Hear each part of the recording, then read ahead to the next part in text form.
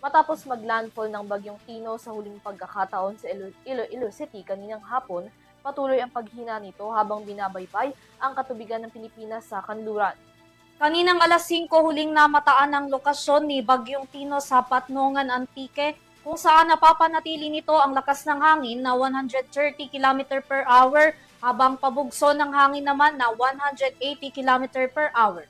Ilang lugar ang nasa ilalim pa rin ng signal number 4, partikular na ang Cuyo Island at Calamian, ang central at southern portion ng Antique, Iloilo at Guimaras. Signal number 3 sa mainland Palawan at nalalabing bahagi ng Antique at hilagang bahagi ng Negros Oriental. Signal number 2 sa southwestern portion ng Masbate at Oriental Mindoro at Occidental Mindoro, Romblon, hilagang bahagi ng Palawan, gayon din ng Cebu kasama ang Bantayan Islands.